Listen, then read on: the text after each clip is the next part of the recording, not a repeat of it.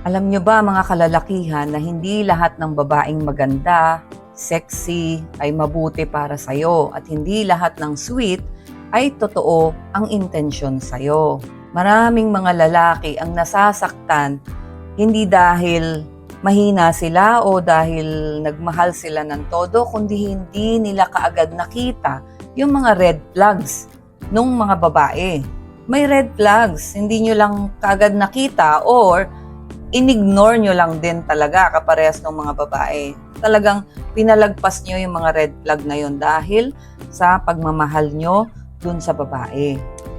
Ang problema kapag pinalagpas mo yung mga red flag na yan at nakapasok ka na sa relasyon, nandyan na yung commitment, nandyan na yung responsibility, napakadaling pumasok, ang hirap mag-maintain, ang hirap maging consistent, at napakahirap lumabas.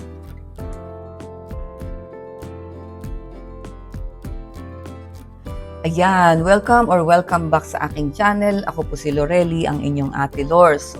So ngayon, para naman sa mga kalalakihan kasi marami tayong comment dyan na puro sa mga babae yung ating kadalasan na video. Pasensya na po kayo. Ito na, para sa lalaki. Meron din dyan mga request yung tungkol dun sa yung ghosting at saka yung talik lang ang gusto ng babae, ng lalaki sa babae.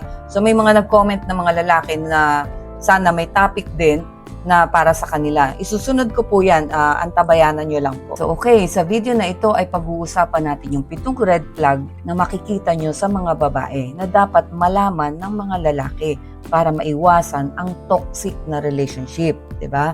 Yung emotional manipulation na nakukuha ninyo sa mga babae, yung panggagamit ng mga babae. Okay? Ang layunin ng content na ito ay palakasin ang self-worth ninyong mga lalaki at tulungan kayong makapili ng tamang partner, ng tamang babae na makakasama ninyo sa buhay ninyo at syempre para hindi mapudpod ang inyong mga bulsa. Mapudpod ang inyong mga bulsa nang hindi ninyo inaasahan. Naku po, naubos ang inyong savings. Okay? Meron tayong video din dyan yung about sa toxic na babae. Panoorin nyo rin po yun, yung mga tawag dito, mga senyales na toxic ang isang babae. Ilalagay ko yung link sa baba. Okay, simulan na natin. Ang red flag number 1, yung gusto niya yung pa-princess. Diba? Palaging gusto princess treatment. Diba?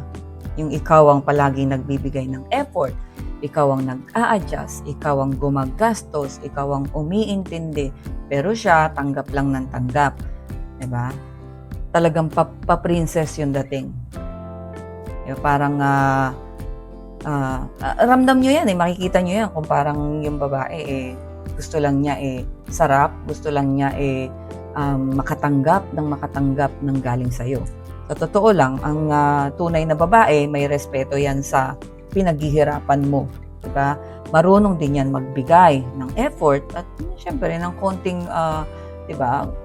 Nagbibigay ng mga token of appreciation, mga ganyan. Diba? Naglalaan din ng effort sa'yo, hindi lang tumatanggap. So kung nakikita nyo yung babae, ganun, puro tanggap lang ng tanggap at ang gusto lang talaga may makuha sa'yo, may mahita sa'yo, red flag yan. Okay, red flag number 2 ay ang hilig sa validation ng ibang lalaki. Yung gusto pa ng atensyon ng ibang lalaki kahit kayo ng dalawa. Diba? Or kahit halimbawa, nililigawan mo pa lang, makikita mo na yan. Mapapansin mo na yan. Lalo na ngayon, napakadali mo yan mapansin dahil may social media. Makita mo maya't maya upload. Halos labas na lahat ng katawan. Kasi nagpapapansin. Kasi naghahanap ng validation ng iba. Lalo na kung kayo na, tapos ganun pa rin ang gawi. Sige na, hindi pa kayo, nililigawan mo pa lang, ganun na. Tinanggap mo. Pero, kung kayo na, tapos ganun pa rin, red flag yun. Kasi, di ba, parang kailangan niya palagi ng compliment ng ibang lalaki. Maraming ka-chat. Tapos, pag sinita mo, sasabihin sa'yo, mga kaibigan ko lang yan. Di ba? Friends lang yan, di ba? Tapos palagi naka-check sa kung ano man yung ipopost niya sa social media. Intay ng intay kung sinong pupuri sa kanya.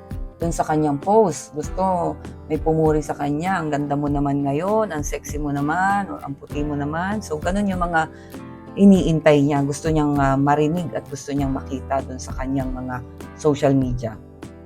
Alam niyo, yung mga babaeng ganito ay kulang sa sa self-worth, yung pagpapahalaga sa sarili nila. May kulang. Kaya hinahanap niya yung ganyang mga validation sa iba. Kahit na may karelasyon na sila, naghahanap pa rin sila kasi may kulang. So hindi pa sila kontento kung ano man ang meron sa kanila, kaya hinahanap nila yan. Ang madalas, doon nagsisimula ang emotional cheating. Kasi imposible na hindi yan ma-develop kung meron man halimbawa, 'di ba? May lalaki na palagi siyang pinupuri, 'di ba? Palagi siyang sinasabihan na ang ganda mo naman, ang sexy mo naman. Imposible na hindi siya ma-develop doon emotionally. Ang masama niyan kung andyan lang yung lalaki, hindi long distance. Kasi kung long distance, magkakaroon ng emotional cheating. Pero kung nandyan yung lalaki, lalo na kung yung lalaki ang habol lang yan yung katawan ng babae, talagang gagawa ng effort yan para makuha yung babae. Ang problema, dahil itong ang babae palaging naghahanap ng validation, madedevelop yan. Tapos dahil yung lalaki sobrang eager na makuha yung katawan niya, di syempre todo effort yan. Ngayon, mami-misinterpret yan ng babae na mahal ako nitong lalaki na to kasi ang daming attention. Samantalang ikaw, halimbawa, may attention ka naman sa kanya, kaya lang kasi kayo na, busy ka na sa trabaho, may ginagawa ka. Pero tong lalaki, dahil hindi niya pa nakukuha yung babae, halos lahat ng attention, ng ganyan, mami-misinterpret ng babae na mas mahal siya nitong lalaki na to kaysa sa'yo. Doon, bumibigay si babae. At pag bumigay, yan ang malaking problema. 'Di ba? Nagtaksil na sa'yo. May posibilidad na magtaksil na sa'yo yung babae. At diyan na pumapasok ang gulo. So, red flag ito at i-analyze nyo maigi. Okay? Red flag number 3 natin, gagamitin ka financially or emotionally. 'Di ba? Lumalapit sa'yo kapag may problema. Lumalapit sa'yo kapag kailangan ka.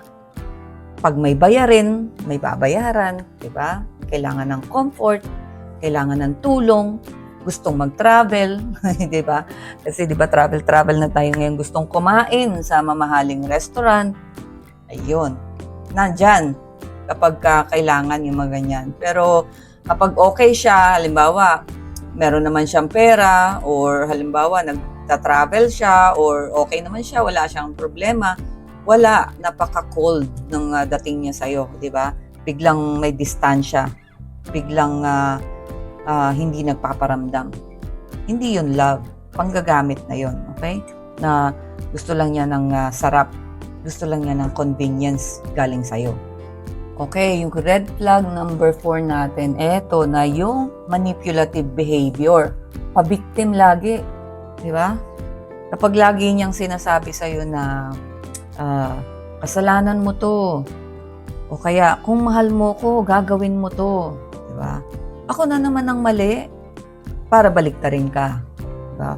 Umiiyak para kontrolin ka. Naranasan nyo na ba yan na iniyakan kayo ng babae para makuha lang yung gusto nila? Pa-comment below kung naranasan nyo na yan. Yung dinadaan kayo sa iyak. Iiyak. Siyempre kayo naman,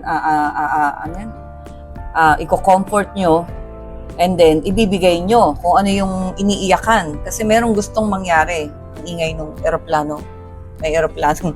Malapit po kami sa airport, kaya napakaingay ng aeroplano. I hope hindi nyo naririnig. Ayun, kung naranasan nyo po na iniiyakan kayo ng mga babae para makuha ang gusto, pa-comment naman below. And sabihin nyo na rin kung taga saan kayo. Thank you. Ang tawag dyan sa psychology ay emotional manipulation. Unti-unti kang ginagawang sunod-sunuran ng hindi mo namamalayan. So, hindi mo namamalayan, minamanipula ka ng babae na unti-unti kang napapasunod sa gusto nila. Okay? So, natatawa ako dito itong emotional manipulation na to. Kasi meron akong isang video dyan, tinuruan ko yung mga babae ng manipulation. Pero hindi naman yung mamanipulahin para sa masamang bagay, ha? Mamanipulahin. Kasi yun naman yung situation na kailangang ayusin yung relasyon dun sa lalaki. So, paano mamanipulahin ng babae? So, natatawa ako dito sa topic na to. Tsaka, syempre, babae rin ako. Ginawa ko rin yan. Syempre, nung unang panahon, na paiyak-iyak ka kasi meron kang gusto. Diba? Kaya nga, Okay, red flag number 5, walang accountability. Parehas lang din naman to dun sa red flag ng mga lalaki. Walang accountability. Hindi marunong mag-sorry. Kasalanan niya na hindi pa nagsusorry. Ito yung parang madalas ko naririnig sa mga kalalakihan na palagi sila lang daw ang nagsusorry, hindi daw nagsusorry yung mga babae. Hindi madalas, kahit kasalanan na nila. Parang palagi pinapalabas yung lalaki ang may mali, yung lalaki ang dapat umintindi kasi lalaki ka, di ba?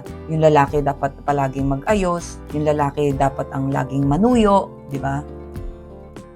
Lagi ko naririnig yon. Pero mas maganda kung yung babae marunong mag-sorry, di ba? Marunong umamin ng pagkakamali. Parang sa trabaho lang yan, di ba? Kung marunong kang umamin ng pagkakamali mo, mai-improve mo yung iyong trabaho. So, ganun din sa relasyon. So, mas maganda kung ang matagpuan mong babae ay marunong tumanggap ng pagkakamali at marunong mag-sorry. May accountability. Okay? Ang toxic na babae, palaging biktima. Laging sila ang biktima. Panoorin niyo po yung video natin ng toxic na babae. Okay, red flag number 6, selosa. Pero siya hindi mapagkakatiwalaan. Ito na. Sasabihin sa'yo palagi kasi sobrang seloso. Selos okay lang yan.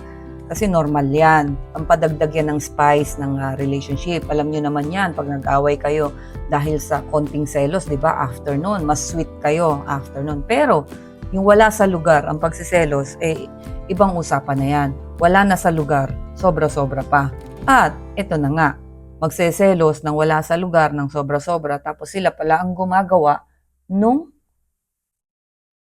sinasabi niya, yung, alam mo yun, ikaw yung pagbibintangan, sila pala yung gumagawa.